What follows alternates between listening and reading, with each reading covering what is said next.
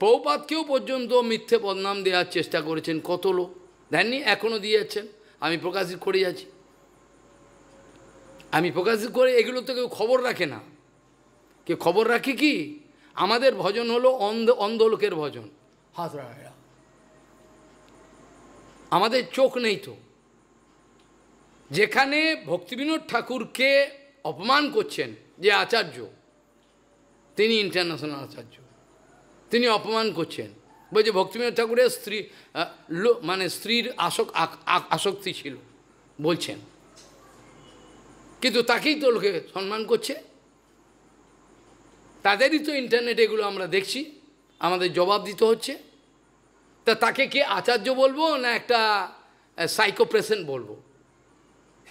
তাও আবার বলছেন প্রভুপাদ বলেছেন, তাহলে বদনামটা কার ওপর দিচ্ছে দেখুন। তাহলে তার অনন্তকালে তার গতিটা কি হবে? সে নাকি লক্ষ লক্ষ লোককে উদ্ধার করবে সারা জগৎ জুড়ে। আপনারা বলছেন, আপনারা তো এই কথা বলছেন, কোত্থেকে বললেন? আপনারা তো কোনো খবর রাখেন না। আর না খবর রাখাটাকেই আপনারা বলেন বড় বড় সাধুর পরিচয়। এইটাই বড় সাধুর পরিচয়, কোনো খবর রাখে না। আমার প্রভুপাদকে অপমান করবে, আমার ভক্তিবিনোদ ঠাকুরকে অপমান করবে, আবার সেই আচার্যগুলো তাদেরকে আবার সাবস্ক্রাইব করবে। এইটা হচ্ছে বর্তমানের ভজন। ভালোই কথা।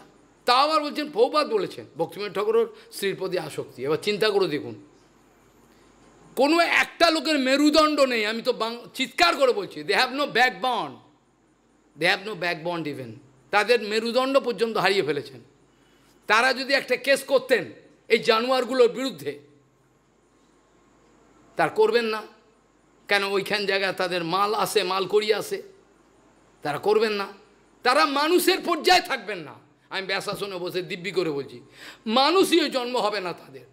এর পরের পরের কোনো মানুষ জন্মই হবে না তাদের, এটা আমি প্রতিজ্ঞা করে বলছি। তারা কেস করতে পারছেন না, বলতে পারছেন না, বলবেন না। নিজে ভালো মানুষ থাকবেন, বড় সাধু সাজবেন। ঠিক আছে, দেখা যাক কি হয়। তাহলে যেখানে প্রভুপাদকে একজন